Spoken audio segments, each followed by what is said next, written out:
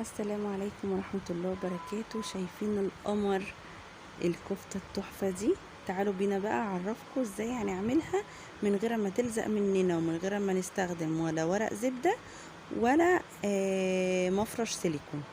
بصوا كده، ده طبق صيني عادي، من الأطقم الصيني بتاعتنا اللي في النيش عموما يعني. تمام. انا هنا بعمل ايه؟ انا جبت الكفته بتاعتي، على فكره انا اللي عاملاها. تمام، ما بجيبش انا الكفته اللي بتبقى جاهزه دي ومحطوطه حاجات غريبه عليها دي. تمام، انتي اعمليها في البيت انضف واحسن، باللحمه اللي هي طبعا كويسه وبالمكونات اللي انتي بتحبيها، حاجه نظيفه نعملها في البيت بتاعنا. تمام. هتجيبي الطبق الصيني عادي جدا، هتحطيه ولا هتسخني الاير فراير ولا هتعملي اي حاجه غير اللي انتي هتحطي الطبق وهتحطي عليه الكفته بس. بصوا مش حاطه ولا نقطه زيت. بصوا هي منها فيها، هي ال الكفته طبعا بتبقى فيها نسبه دهن. تمام، هي منها فيها. تمام. هنا بشغل الاير فراير على البرنامج. انتي ايه؟ اي برنامج عموما، انا مش لازم ان انا مثلا اختار برنامج معين، بطاطس لحمه بتاع، مش اشكال. انا عندي اللي هو انا بحب اللي هو اعلى حاجه اللي هي 200 درجه. تمام، وانا عايزه الكفته بتاعتي على 20 مثلا دقيقه. اوكي. انا دلوقتي عملتها على برنامج اللي جه في ايديا كده، اللي هو البرنامج البطاطس. تمام، وشغلتها. بالنسبه اللي فيه حبه اسئله بتسالها في الكومنتات، حبيت اللي انا اوضحها واحنا كده شغالين مع بعض على في الفيديو واحنا بنعمل الكفته.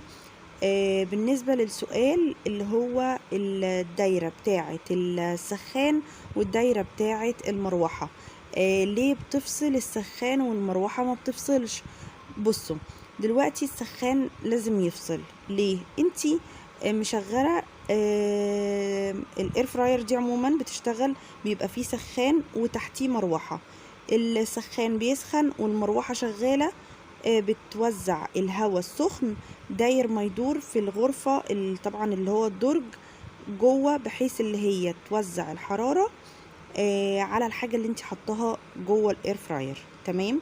طيب تمام، انا دلوقتي الغرفة دي جوه وصلت لدرجة الحرارة اللي انت عايزاها، اللي هي درجة الحرارة اللي انت ظبطاها في البرنامج بتاعك، اللي هو مثلا زي دلوقتي انا حاطة درجة الحرارة على 200. تمام. الغرفة جوه الدرج جوه وصل ل 200. طيب وبعدين، ما هو انا كل لما السخان يبقى شغال كل لما درجة الحرارة عمالة بتزيد، فده طبعا مش هينفع. انت كده محددة درجة حرارة، فلازم اللي هي تبقى درجة الحرارة دي اللي موجودة جوه. اول لما بيوصل لها السخان بيروح فاصل، بيفصل. تمام، والمروحة شغالة عادي جدا. اول لما بتهبط درجة الحرارة عن 200 يروح السخان مفتوح تاني. تمام. يعني انا بصوا انا هنا مش هجري. تمام، هنا مش هجري على اساس اللي انتوا ايه تشوفوه وهو بيفصل، لان هما لما يعني لما بتبقى لسه انت جايباها جديد بتخافي لحسن يكون ده يبقى عيب، ما انت اول مرة تجيبيها. تمام، فبتبقى خايفة لحسن اللي هو ايه الزرار ده او النور ده لما بيطفي اللي هو بيفصل. طب هل ده طبيعي ولا ده عيب ولا ده ايه؟ لا، مش هو ده طبيعي، زي ما عرفتك، علشان احنا هنا وصلنا لدرجة حرارة 200 فبيفصل، وبعد كده بيشتغل لما درجة الحرارة بتقل عن 200. تمام. بيبقى زي فكرة المكوة كده، زي ما احنا بنبقى مشغلين درجة الحرارة بتاعة المكوة بتاعة الملابس. تمام، اول لما بتوصل للدرجة اللي احنا عايزينها بتروح فاصلة، وبعد كده بتشتغل تاني اول لما بتبرد. تمام. هنا بصوا لسه ما فصلش، احنا كنا مشغلين على الدقيقة 20، دلوقتي احنا في الدقيقة 17 والسخان لسه ما فصلش. ليه؟ لان فريش مش زي اي قلاية تانية لازم تتسخن قبل ما تشتغلي. لا، فريش مش بتتسخن قبل ما تشتغلي، بتشتغلي على طول وتشتغلي البرنامج. فاوريدي الدرج اللي جوه مش سخن، فبيبتدي اللي هو يسخن من اول خالص. فدرجة الحرارة لسه ما وصلتش ل 200 اهي. بصوا وصلت اهي في الدقيقة 17، لدرجة حرارة 200، والمروحة لسه شغالة. تمام، المروحة بتشتغل عادي جدا زي ما هي، والسخان هو اللي بيطفي. تمام كده، احنا كده وضحنا النقطة دي. اوكي، انا هنا فصلت علشان بس التايم عند الدقيقة 12.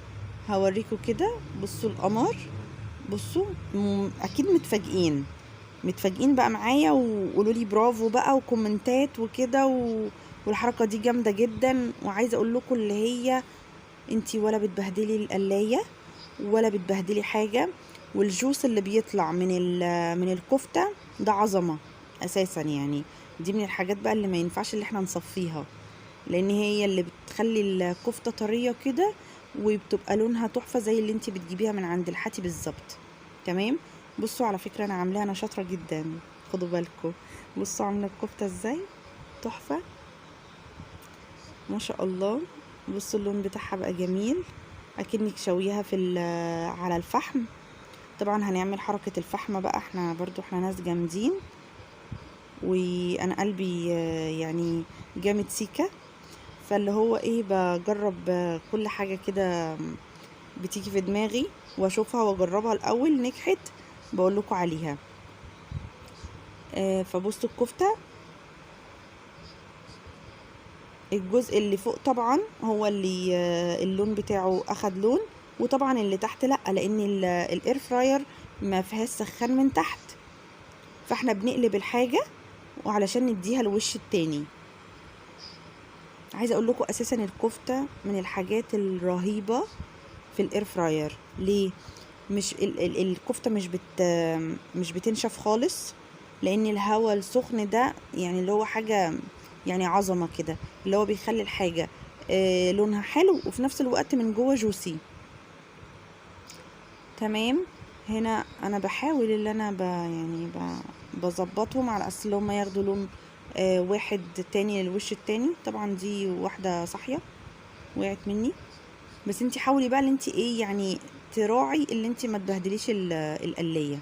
واللي تقولك بقى ايه ده الاير فراير بتقشر، لا دي فريش وحشه، دي مش عارفه ايه، فيليبس كينود بلاك اند ديكر، كل الاير فراير بتقشر. وانتي كل ما تستخدميها كويس كل ما تقشرش منك. بصوا اخدت لون تحفه ازاي، قمر. خدي بالك ان اي حاجه بتدخل الفرن او الميكروويف عادي جدا اللي هي تدخل الاير فراير. يعني بصوا ده طبق صيني ولا اي حاجه. بصوا بقى الحركه دي فحمه، اللي هو الورق الستانلس ده، تمام، بتحطيه عليه وتشغلي عادي. بصي نص دقيقه او دقيقه. بصوا يعني عايزه اقول لكم الريحه رهيبه، قلبت اصلا المطبخ تحفه في ثانيه الا ثانيه. وانتي اصلا انا بعملها وانا بعمل اوريدي المكرونه يعني، فاهمين اللي هو انتي مش شاغله بالك ولا بفحم ولا اللي انتي مثلا عامله دوشه بقى على صباعين كفته عايزه تشويهم في الفرن وينشفوا منك والكلام ده كله، او على الطاسه بياخدوا كده لون مش حلو. وده شكلها حلو قوي، تحفه، طعمها بسم الله ما شاء الله جميل، ريحه الفحم اكنها جايباها من حياتي. جربوها وجربوا الطريقه وقولوا لي انتوا عملتوا ايه. ماشي، واي اسئله انا معاكم، والسلام عليكم ورحمه الله وبركاته.